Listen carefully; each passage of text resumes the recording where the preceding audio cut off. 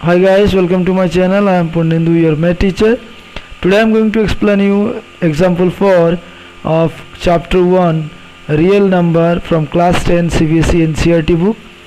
Example 4 is given that a sweet seller has 420 Kaju Barfi and 130 Badam Barfis.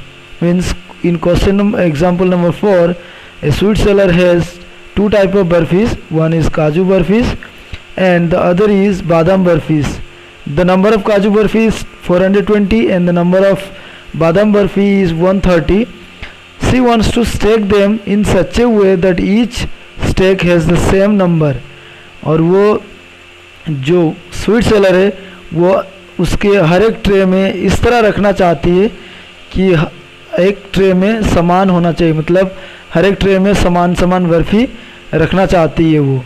And they take up the least area of the tray. What is the number of that can be placed in each stack for this purpose? तो आपको वो जो एक एक tray में दोनों tray में समान नंबर बर्फ़ी रखना चाहती है, तो उसमें एक एक ट्रे में कितने बर्फ़ी रखना है उसको ये आपको निकालना है. तो गाइस ये चैप्टर 1 में मेरा जो यूक्लिड डिवीज़न लिमा है वो यूक्लिड डिवीज़न लिमा में आपकी फॉर्मूला होती है A equal to B Q plus R. तो मुझे यहाँ पहले यूक्लिड डिवीज़न लिमा यूज़ करना है. सो according to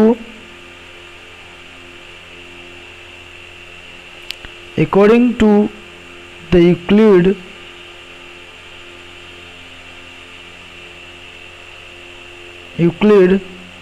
division lemma,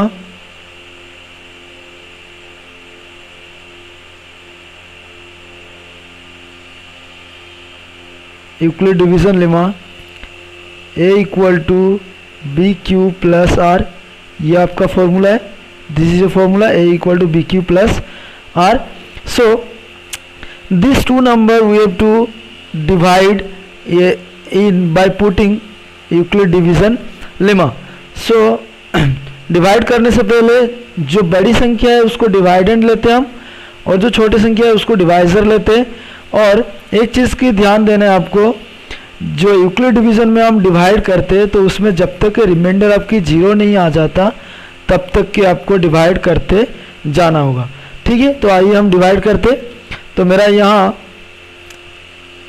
मेरा जो बड़े संख्या है वो मेरा 420 है. यहाँ आप जैसे देख सकते हो 420 मेरा बड़ा संख्या है एंड 130 मेरा छोटे संख्या है. तो 420 को मैं डिवाइडेंड ले लूँगा एंड छोटे संख्या को मैं क्या करूँगा, डिवाइज़र के तौर पर ले लूँगा. अभी मुझे क्या करना है, डिवाइड करना है. तो डिवाइड करने के लिए मुझे पहले देखना पड़ेगा कि 130 के टेबल में 420 आता है कि नहीं. तो ठीक है, आज चलिए हम देखते हैं. तो 130 में अगर मैं 1 इंटू करूँगा तो 130 रहेगा. अगर मैं 2 इंटू करूँगा तो ये कितना हो जाएगा, 2 0 0, 2 3 6, 2 1 2, 260 हो जा रहा है. अगर मैं 130 में 3 इंटू करूँगा, 3 0 0, 3 3 9, 3 1 3. देखिए अगर मैंने 1 इंटू किया तो वो बहुत ही छोटा आ रहा है. 2 भी इंटू कर रहा हूँ तो ये इससे बहुत छोटा आ रहा है. तब मैं अगर 3 इंटू किया तो 390 आ रहा है. तो चलिए हम और एक ले लेते. 130 में अगर 4 इंटू कर देते तो 4 0 0, 4 3 12, 4 1 4, कैरी 1 था तो ये 5 हो गया, मतलब 520 आ रहा है जो कि मेरा ये संख्या से बड़ा है. सो मुझे ये वाला संख्या लेना है. तो 130 में अगर मैं 3 इंटू करूँगा तो ये यहाँ आ जाएगा 390.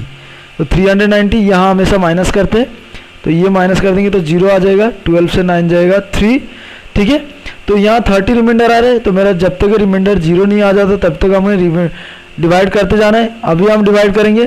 फिर जो पहले में जो डिवाइज़र था उसको आपको डिवाइडेंड लेना है. तो मैं यहाँ 130 मेरा पहले डिवाइज़र था उसको मैंने डिवाइडेंड ले लिया.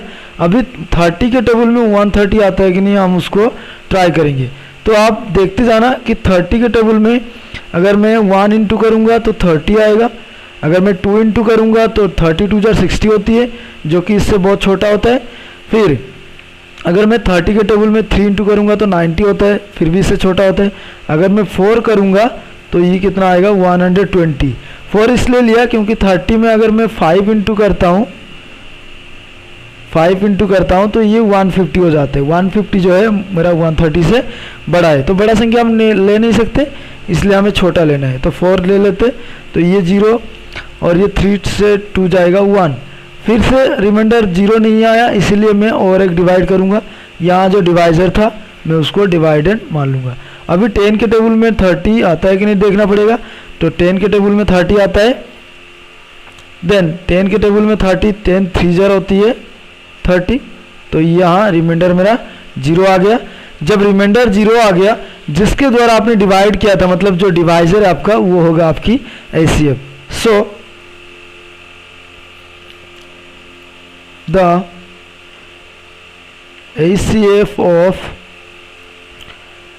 420 एंड 130 इज 10। आपकी जो HCF कितना आया, 10 आया, ठीक है। सो लेकिन मुझे इसमें क्या करना है, आपको अकॉर्डिंग टू यूक्लिड एल्गोरिथम में प्रूफ, ठीक है, तो आपको यूक्लिड एल्गोरिथम में मेंशन करना पड़ेगा। तो उसकी according to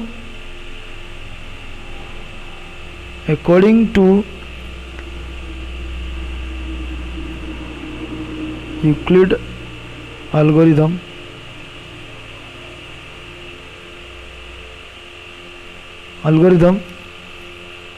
A equal to BQ plus R, ये वाला फॉर्मूला रहता है। तो यहाँ A मैंने जैसे बताया था कि A को आप डिवाइडेड मान लो,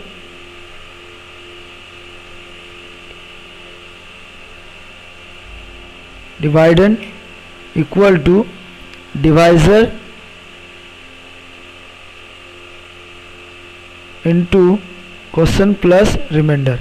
तो आपको A को डिवाइडेड मान लेना, B को डिवाइजर, क्वेश्चन को क्वेश्चन प्लस रिमाइंडर को रिमाइंडर, Q को क्वेश्चन माना है, ठीक है। तो हम उसी तरह उसको रिप्रेजेंट करेंगे। तो रिप्रेजेंट करने के लिए हमें क्या करना पड़ेगा, यहाँ डिवाइडेड, तो डिवाइडेड मेरा यहाँ क्या है, पहला 420, तो मैं पहला डिवाइडेड को ले लूँगा 420 इक्वल टू डिवाइजर मेरा यहाँ कितना था 130, तो मैं ये 130 इनटू क्वेश्चन मेरा कितना था, ये वाला बोलते क्वेश्चन, तो 3 प्लस रिमाइंडर मेरा कितना था, यहाँ 30 आया था, तो मैं 30 ले लूँगा, ठीक है। फिर से डिवाइडेड मेरा 130 है, तो यहाँ मैं 130 इक्वल टू डिवाइजर कितना है 30 है इनटू क्वेश्चन मेरा आया था, देख लीजिए आप 4 प्लस रिमाइंडर मेरा आया था 10। उसी तरह फिर से डिवाइडेंड कौन है 30 है, 30 इक्वल टू डिवाइजर मेरा कितना है 10 है इनटू क्वेश्चन मेरा 3 है प्लस रिमाइंडर मेरा 0 है, 0 दे दिया। सो the HCF of 420 and 130 is 10. Therefore,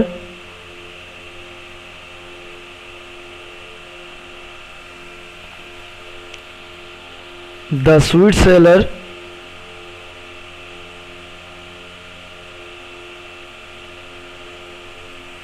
seller can make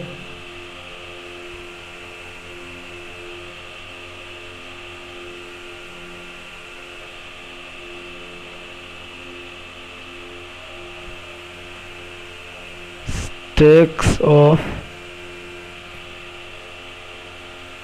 10 for both kinds of burfi.